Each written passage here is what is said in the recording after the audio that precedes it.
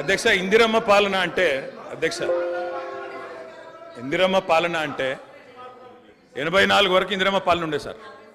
మరి ఇందిరమ్మ రాజ్యం తెచ్చినాం, ఇందిరమ్మ పాలన తెచ్చినాం అంటే మరి ఇందిరమ్మ పాలన గుర్తు చేయాలి కదా సార్.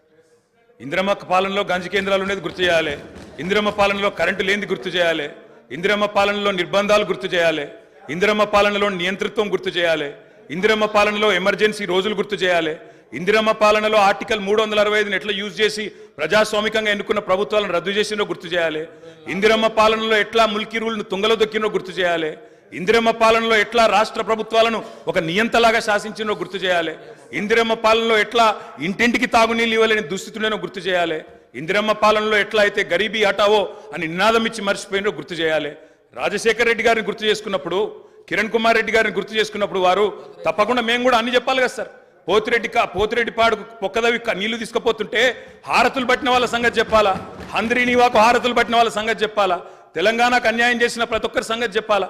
కేవలం సెలెక్టివ్గా తలుచుకుంటాం, ఇందిరమ్మ పేరు అవసరం వచ్చినప్పుడు తలుచుకుంటాం, లేకపోతే తలుచుకోమంటే ఎట్లుంటుంది అధ్యక్ష. కాబట్టి తప్పకుండా చెప్పాలా. చరిత్ర అనేది దాస్తే దాగేది కాదు అధ్యక్ష. ప్రగతి భవన్కు పోయి అక్కడ కేసీఆర్ గారి పేరు మీద మట్టి పూయంగానే చరిత్ర మరుగున పడిపోదు అధ్యక్ష. తప్పకుండా వాస్తవాలుగానే ఉంటాయి. వాస్తవం ఏంది అంటే 50 ఏళ్ల గోస తర్వాత కలిసొచ్చే కాలానికి నడిసొచ్చే కొడుకు కేసీఆర్. తెలంగాణ తల్లిని దాస్య శృంఖలాలు తెంచిన కొడుకు కేసీఆర్ గారు అధ్యక్ష. ఇవాళ వారు మాట్లాడినారు గవర్నర్ గారు, మార్పు మొదలైంది, నిర్బంధం పోయింది అన్నారు. అవును అధ్యక్ష, మార్పు మొదలైంది, నిర్బంధం పోయింది. ఎప్పుడు పోయింది అధ్యక్ష నిర్బంధం? జూన్ 2, 2014 నాడు దాస్య శృంఖలాల నుంచి శ్రీశ్రీ గారు చెప్పినారు అధ్యక్ష, బానిసకొక బానిస అని. దరిద్రం ఏంటంటే అధ్యక్ష, దరిద్రం ఏంటంటే గతంలో మనల్ని పీడించిన వాళ్ళు పోయినారు, కానీ వాళ్ళ పేర్లు తలుచుకునే వాళ్ళు ఇంకా అక్కడే ఉన్నారు అధ్యక్ష. అది బానిసకొక బానిస అంటే కదా అధ్యక్ష. ఇంకొక మాట చెప్పాలి అధ్యక్ష. ఈరోజు గత 10 ఏళ్ళని మాట్లాడుతున్నాను, చెప్తాం అధ్యక్ష. విద్యుత్ సంస్థల గురించి చెప్తాను, ఇంకా చాలా విషయాలు చెప్తాను. మధ్యలో వారే ఇప్పుడు ఒక 15 నిమిషాలు డిస్టర్బ్ చేశారు, మీరు లెక్క రాసుకోవాలి మీరు కూడా. మేము 39 మంది ఉన్నాం, వాళ్ళు 64 మంది ఉన్నారు, మిడిసిపడుతున్నారు అధ్యక్ష. ఎంత అధ్యక్ష తేడా? 1.85% ఓటు మాత్రమే, 1.85% అధ్యక్ష. ఈ రకమైన మిడిసిపాటు మంచిది కాదు. గౌరవ కేటీఆర్ గారు, సబ్జెక్ట్ డీవియేషన్ కాకుండా నేనేం అవ్వలేదు సార్, ఆయన చెప్పిన దానికే చెప్తున్నా. మిమ్మల్ని అక్కడ కూర్చోబెట్టారు అంటే చెప్తున్నా అధ్యక్ష. ఎక్కువ తేడా ఏం లేదు సార్, మిడిసిపాటు వద్దని చెప్తున్నా సార్ అధ్యక్ష. నీళ్లు, నిధులు, నియామకాలు, ఇది మా ఉద్యమ నినాదం.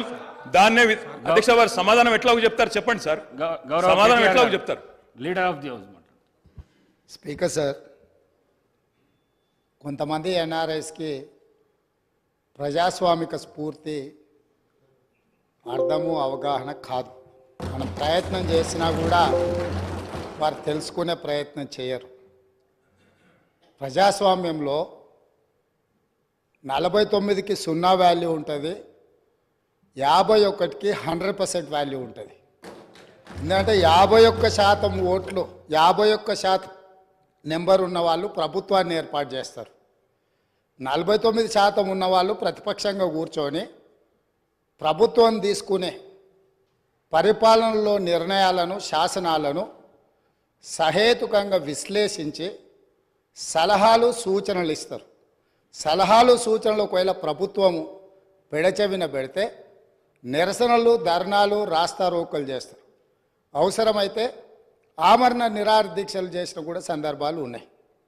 ఆ స్పిరిట్ను తీసుకోవాలి తప్ప వాళ్ళు 64 ఉన్నారు, మేము 39 మంది ఉన్నాం, మేము అచ్చోసిన ఆంబోతుల్లాకున్నాం, మేము పోడియంలోకి వచ్చి కుస్తీలు కొట్లాడతాం, ఈ రకమైన భాష వారి గౌరవానికి కానీ ఈ సభను నడిపించుకోవడానికి కానీ సహకరించదు.